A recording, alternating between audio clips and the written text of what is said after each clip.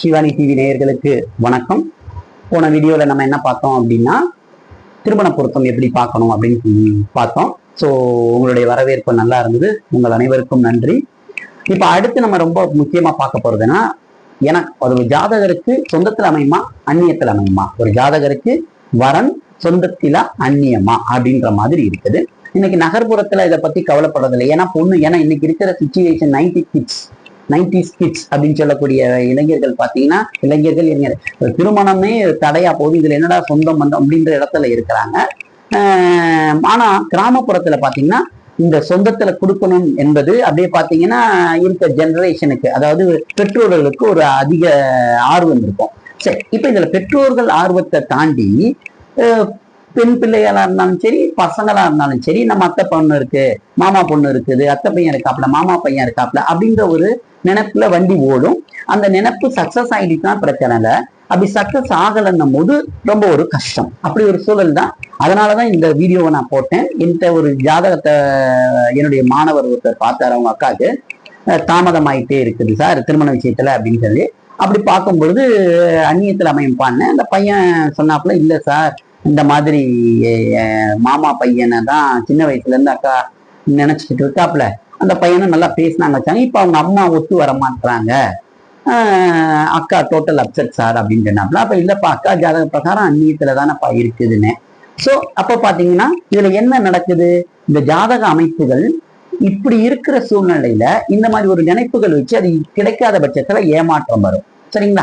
அது இளைஞர்களுக்கா இருந்தாலும் சரி, இளைஞர்களுக்கா இருந்தாலும் சரி, அது ஒரு பருவத்துல ஒரு மிகப்பெரிய ஒரு தாக்கத்தை ஏற்படுத்தும் இல்லையா, மனவழிய. சோ அப்ப நம்ம என்ன பண்ணணும், நம்ம பெற்றோர்கள் நம்ம போய் சொல்ல முடியாது, நம்ம போய் இது இப்படி இருக்குப்பான்னு சொல்ல முடியாது. நாம விதைக்காம இருக்கலாம். மாமா பையன் இருக்கான், அத்தை பையன் பொண்ணு இருக்கு அப்படின்னு சொல்லிட்டு நம்ம பிள்ளைங்கள்ட்ட நம்ம என்ன பண்ணாம இருக்கலாம். இந்த மாதிரி ஒரு விஷயங்கள் இருக்கும்போது ஆரம்பத்துல இருந்து பொதுவாகவே நம்ம விதைக்காம இருப்பது நல்லது. சரி, இப்ப நம்ம பாருங்க எப்படி இதை சொந்தமன். முதல்ல யாருடைய ஜாதகத்துல லக்னம் ராசி ரெண்டத்தினுடைய 7ஆம் பாவகம் பாதிக்காம இருக்குதோ அவங்களுக்கு என்ன ஆகும் அப்படின்னா சொந்தத்தில் வரன் அமையும். பாதிக்கும் பொழுது அது என்ன ஆகும்னா அந்நியம் ஆகும். அதே இனத்துல வேறொரு பெண்ணோ அல்லது மாப்பிள்ளையோ அமைவார்கள். இதுதான் பொதுவான விதி. இந்த விதியை ஞாபகம் வச்சுக்கோங்க. இப்ப சில சொந்தத்துல திருமணமானவங்களை பார்ப்போம். அடுத்தது நம்ம கிட்ட பார்த்த அந்நியத்துல மனம் முடிச்ச ஜாதகரையும் பார்ப்போம். அப்போ உங்களுக்கு ஒரு அளவுக்கு கிளியரா தெரியும். இது நமக்கு விழிப்புணர்வுக்காகத்தான் இந்த பதிவை நம்ம பொதுவாக நம்மளுடைய பதிவுகள் எல்லாமே நம்ம தெரிஞ்சுக்கணும். ஜோதிடத்துல அடிப்படையாவது தெரிஞ்சுக்கணும், பெற்றோர்கள் முக்கியமா தெரிஞ்சுக்கணும் அப்படின்றதுக்காகத்தான் இந்த வீடியோக்கள் ஒன்னொன்னா போறோம். நீ வருங்காலத்துல பிள்ளைகளை என்ன படிக்க வைக்கலாம், எந்த பிசினஸ் எடுத்து பண்ணுனா அவங்க வாழ்க்கையில முன்னேறுவாங்க, அந்த மாதிரி விஷயங்கள்லாம் தொடர்ந்து நம்ம போட போறோம். ஸோ ஒவ்வொன்றும் நம்மளுடைய பெற்றோர்களுக்கு நம்ம விழிப்புணர்வு வரணும் அப்படின்றதுக்காகத்தான் இது. ஏன்னா பிள்ளைங்களுக்கு நல்ல ஒரு ஆசான்றது பெற்றோர்கள் தான். அவங்கதான் முதல் ஆசான். ஏன்னா அவங்கதான் கைட் பண்ணி கொண்டுட்டு வரணும். ஸ்கூலுக்கு போறதுக்கு முன்னாலேயே அந்த பேரண்ட்ஸ் தானே கைட் பண்ணணும். நல்லது கெட்டது அவங்களுக்கு தெரியாது. இன்னும் சொல்ல போனா வாலிபம் ஆனா கூட என்றைக்குமே பிள்ளைகள் நமக்கு பிள்ளைங்க தான், அவங்க என்ன வளர்ந்துட்டாலும். அதனால நமக்கு கடமைகள் அதிகமா இருக்குது. பெற்றோர்கள் நாம அதை சரியா பண்ணிடணும். அவ்வளவுதான் என்னுடைய வேண்டுகோள். சரி, இப்ப நம்ம சொந்தத்துல பார்த்தோம். சொந்தத்துல இப்ப ஒரு ஜாதகம் வருது பாருங்க. துலாம் லக்னம், 3இல் சுக்கிரன் ராகு செவ்வாய், 4இல் சனி புதன் சூரியன், 5இல் சந்திரன், 9இல் கேது, 11இல் குரு. இவ்வளவுதான் விஷயங்கள். சரிங்களா? இப்ப இந்த ஜாதகருக்கு எப்படி சொந்தத்துல அமைஞ்சிச்சு? நம்மளுடைய கான்செப்ட் என்ன, 7ஆம் பாவகம் பாதிச்சிடக்கூடாது ராசி லக்னத்துக்கு. இப்ப இங்க 7ஆம் பாவகம் பாருங்க. லக்னத்துக்கு 7ஆம் பாவகம் குருவின் பார்வையில் இருக்குது. சோ சுபத்துவம் ஆயிடுச்சு. ராசிக்கு 7ல யார் இருக்காரு, பேசிக்கா குரு இருக்கார். அப்ப சுபத்துவம் ஆயிடுச்சு. இப்ப இந்த ஜாதகருக்கு நிச்சயமா சொந்தத்துல நமக்கு வரன் அமையும். நம்ம தைரியமா என்ன பண்ணலாம், சொந்தத்துல துணை தேடலாம். அச்சமே பட தேவையில்லை. கேட்டா கொடுப்பாங்களா கொடுக்க மாட்டாங்களா அச்சம் நமக்கு தேவையில்லை. சரி, அடுத்தது பாத்தீங்க அப்படின்னா இப்ப 2வது. சரிங்களா? இந்த மாதிரி அமைப்புகள் இருந்தா நம்ம அச்சப்பட தேவையில்லை, சொந்தத்தில் அமையும். இப்ப 2வது ஜாதகம் பாருங்க. கடக லக்னம், லக்னத்தில் குரு சூரியன், 2இல் புதன் சுக்கிரன் செவ்வாய், 6ல் ராகு, 7ல் சந்திரன் சனி, 12ல் கேது. இந்த அமைப்புல இருக்குது. நமக்கு என்ன 7ஆம் பாவகத்தை பாருங்க. இங்க லக்னத்திற்கு 7ல பாருங்க சனி இருக்கிறார். சனி இருக்கிறார், அதுவும் ஆட்சி பெற்று இருக்கிறார். ஆட்சி பெற்று இருக்கிறார், அப்ப வலுத்து இருக்கிறார். இந்த பாவகம் எப்படி பாதிக்கல? அப்படியே நேர ஆப்போசிட்ல பாருங்க உச்ச குருவின் பார்வை ஒன்னாச்சா. 2வது பாருங்க சந்திரனுடைய நிலையை பாருங்க. அது எந்த அமைப்புல இருக்கு? பௌர்ணமி அமைப்புல இருக்குது. ஒரு பௌர்ணமி அமைப்பில் சந்திரன் இருந்தா அது குருவை மிஞ்சிய வலிமை பெற்றத ஒளி. சரிங்களா? அப்ப பாத்தீங்கன்னா பாவகம் ஆட்டோமேட்டிக்கா என்ன ஆயிருது? சுபத்துவம் ஆயிருது. ராசி லக்னம் 2 பாவகங்களும் சுபத்துவமா ஆயிருது. சரிங்களா? ரைட். இப்ப இந்த இடத்துல சனி இருக்கு, இது என்ன சார் பண்ணும் அப்படின்னு நீங்க இப்ப நம்ம பார்க்க வந்தது அவங்களுக்கு சொந்தமா அந்நியமா மட்டும்தான். இதுல சனி இருக்கிறதோட எஃபெக்ட் அது வேற விஷயம் இல்லையா? இப்ப நம்ம பார்க்க வேண்டியது சொந்தமா அந்நியம், அதை மட்டும்தான் பார்க்கணும். இந்த அமைப்புல உங்களுக்கு சொந்தத்தில் அமைந்தது.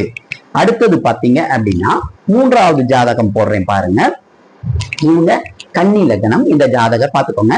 கன்னி லக்னம். லக்னத்தில் புதன் சுக்கிரன், 2ல் சூரியன், 4ல் சனி, 6ல் ராகு, 7ல் பாத்தீங்கன்னா செவ்வாய். அடுத்தது 9ல் குரு, 11ல் சந்திரன், 12ல் கேது. இந்த அமைப்பு இருக்குது. சரிங்களா? அதாவது லக்னத்தில் சுக்கிரன் புதன், 2ல் சூரியன், 4ல் சனி, 6ல் ராகு, 7ல் செவ்வாய், 9ல் குரு, 11ல் சந்திரன், 12ல் கேது. இதுதான் அமைப்பு. நல்லா பார்த்துக்கோங்க. இந்த அமைப்புல நமக்கு என்ன? 7ஆம் பாவகம். அப்படியே லக்னத்துக்கு 7ஆம் பாவகம் பாருங்க. செவ்வாய் இருக்காரு அப்படின்னு நினைக்காதீங்க. அங்க என்ன பாக்குறாங்க பாருங்க? சுக்கிரன் புதன். புதன் இந்த இடத்துல என்னவா இருக்காரு? உச்சமா இருக்கிறார். சரிங்களா? உச்சமா இருக்கிறார். அப்படியே ராசிக்கு 7 பாருங்க, குரு பாக்குறார். குருவின் பார்வை எங்க விழுவுது? ராசிக்கு 7ஆம் பாவகம். சோ பாவக சுபத்துவம் இருக்குது. இந்த ஜாதகரும் திருமணத்தை சொந்தத்தில் செய்து கொண்டவர். சரிங்களா? இப்ப நம்ம 3 உதாரணத்தை பார்த்தோம். 7ஆம் பாவகத்தின் சுபத்துவம். ஒருவேளை பாவர்கள் அங்க இருக்கிறாங்கன்னு வச்சுக்கோங்க, அதை மீறி என்ன இருக்கணும்? ஒரு சுபத்துவம் இருந்ததுன்னா நாம தைரியமா நம்ம அந்த ஜாதகருக்கு சொந்தத்தில் நாம என்ன பண்ணலாம்? அலைன்ஸ் பார்க்கலாம். இப்ப அடுத்தது பாத்தீங்க அப்படின்னா அந்நியம். அதே இனத்துல நமக்கு சொந்தத்துல அத்தை பிள்ளை மாமா பிள்ளை கிடைக்கல, மாமா மக எல்லாம் கிடைக்கல அப்படின்னும் போது இந்த அந்நிய சம்பந்தம் எப்படின்னு பாத்தீங்க அப்படின்னா இப்ப பாருங்க. இந்த ஒரு ஒரு ஒரு அந்நிய சம்பந்தத்துல ஒரு உதாரண ஜாதகம் போட்டிருக்கேன். லக்னம் பாத்தீங்கன்னா சிம்ம லக்னம். 3ல் சனி, 4ல் கேது செவ்வாய், 5ல் குரு, 8ல் சுக்கிரன் சூரியன், 9ல் புதன், 10ல் ராகு, 11ல் சந்திரன். இந்த அமைப்பு இருக்குது. நமக்கு என்ன? ராசி லக்னத்தின் 7ஆம் பாவகம். இங்க லக்னம் பாருங்க. லக்னத்திற்கு 7ஆம் பாவகத்தை யாரு பாக்குறாங்க? செவ்வாய் பார்க்கிறார். செவ்வாய் நமக்கு என்ன பண்றாரு? லக்னத்துக்கு 7ஆம் பாவகத்தை பார்க்கிறார். அதே நேரத்துல ராசிக்கு 7ல யாரு இருக்கிறாரு? குரு இருக்கிறார். அவர் என்ன பண்றாரு? சனியின் பார்வையை வாங்குறார். உச்ச சனியின் பார்வையை வாங்குறார். புரியுதுங்களா? உச்ச சனியின் பார்வையை வாங்கி பங்கப்பட்டு பார்க்கிறார். இப்ப இதுல ஒண்ணு என்னன்னா, 2த்துக்குமே நல்லா பாருங்க. சனி ராசிக்கு 7ஆம் இடத்தையும் செவ்வாய் லக்னத்துக்கு 7ஆம் இடத்தையும் பார்த்து பங்கப்படுத்துறதுனால இந்த ஜாதகருக்கு என்ன அமைது? அந்நியத்தில், அதே இனத்தில் அந்நியத்தில் அமையும். சரிங்களா? இதே நேரத்துல சனியும் செவ்வாயும் கணக்கொடூரமாக 7ஆம் பாவகத்தை பார்க்கும் பொழுதுதான் அந்த திருமணத்தில் ஒரு மாற்று இருக்குது. அடுத்த வீடியோல அதை பத்தி தான் நம்ம பார்க்க போறோம். அது என்னன்றத பார்ப்போம். சரிங்களா? இப்ப அடுத்தது பாருங்க.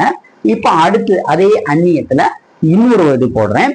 இப்ப இதுல பாத்தீங்க அப்படின்னா லக்னம் பாத்தீங்கன்னா கும்ப லக்னம். கும்ப லக்னம்.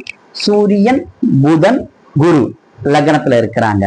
அடுத்தது பாத்தீங்கன்னா 4ல் செவ்வாய் இருக்கிறாரு, 5ல் கேதுவும் சனியும் இருக்கிறாங்க, 6ல் சந்திரன் இருக்கிறாங்க. அடுத்தது பாத்தீங்கன்னா 11ல் ராகு, 12ல் சுக்கிரன். இந்த அமைப்புல என்ன பண்றாங்க? இந்த ஜாதகத்துல இருக்கிறாங்க. சரி, நமக்கு என்ன? 7ஆம் பாகம் பங்கப்பட்ட அந்நியம்.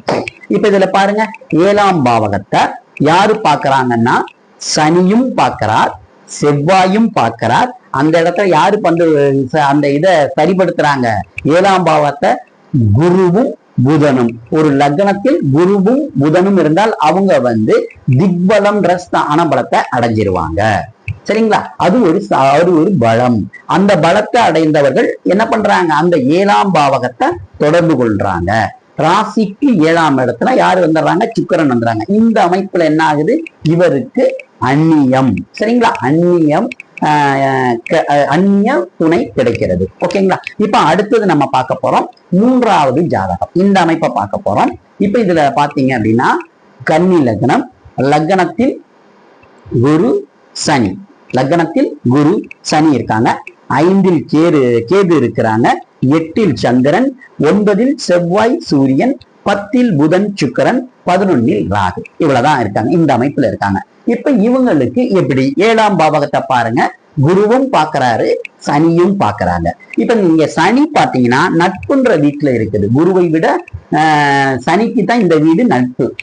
சரிங்களா? அப்ப இவருக்கு தானே பலம் அதிகம். ஆனா லக்னத்தில் குரு இருக்கும்போது அவருக்கு என்ன கிடைக்கிறது? திக்பலம் கிடைச்சது. சோ அப்ப 7ஆம் பாவகம் ஆட்டோமேட்டிக்கா என்ன ஆகிடுது பாத்தீங்க அப்படின்னா உங்களுக்கு சுபத்துவமாயிடுது. சரிங்களா? அதனால அதே போல ராசிக்கு 7ஆம் பாவகம் பாத்தீங்கன்னா எந்தவித பாவத்துவம் இல்லை. சரிங்களா? எந்தவித பாவத்துவம் இல்லை. அதனால இந்த ஜாதகருக்கு என்ன அமையுது? அந்நியத்துல அவங்க இனத்திலேயே துணை அமைக்குது. இப்படித்தான். அப்ப நம்மளுடைய அதாவது இந்த விதிமுறை அந்நியத்துக்கு என்ன விதிமுறைகள் பாத்தீங்க அப்படின்னா 7ஆம் பாவகம் பங்கப்பட்டு இருந்ததுன்னா அந்த ஜாதகத்துக்கு அந்நியம்.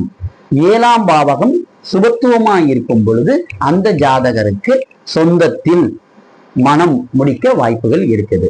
சரிங்களா? இந்த அமைப்பை பார்த்துக்கிட்டு நம்ம பிள்ளைகளை நமக்கு அந்த மாதிரி அலைன்ஸ் நம்ம தேடுறது ஈஸியா அவங்களுக்கு வரங்கள் அமைஞ்சிடும். நாம போய் கேட்கலாமா வேணாமா, கேட்டு கொடுக்கலன்னா சங்கட்டமா இருக்குமே, அந்த அமைப்புகள் இருக்கு. இந்த 2 இருக்கு. சப்போஸ் நமக்கு அந்த அமைப்பு உள்ள சொந்தத்துலன்னா ஜாதகத்தை முடிச்சு நம்ம அந்நியத்துல தேட ஆரம்பிச்சிடலாம். சொந்தத்துல இருந்துச்சா தைரியமா பொண்ணு பிள்ளைங்களை நம்ம கேட்கலாம். சரிங்களா? அதாவது இந்த ஒரு வீடியோ நிச்சயமா ஒரு பெற்றோர்களுக்கு ஒரு நல்ல ஒரு வரப்பிரசாதமா இருக்கும் என்று நம்புகிறேன். மீண்டும் ஒரு வீடியோவில் உங்களை சந்திக்கும் வரை உங்கள் அனைவருக்கும் மீண்டும் எனது நன்றிகள். நம்ம சேனலை சப்ஸ்கிரைப் பண்ணி பாருங்க, ஷேர் பண்ணுங்க, ஃப்ரெண்ட்ஸுக்கு ஷேர் பண்ணுங்க, லைக் பண்ணுங்க. உங்கள் அனைவருக்கும் மீண்டும் எனது வணக்கங்கள். நன்றி. வாழ்க நலமுடன்.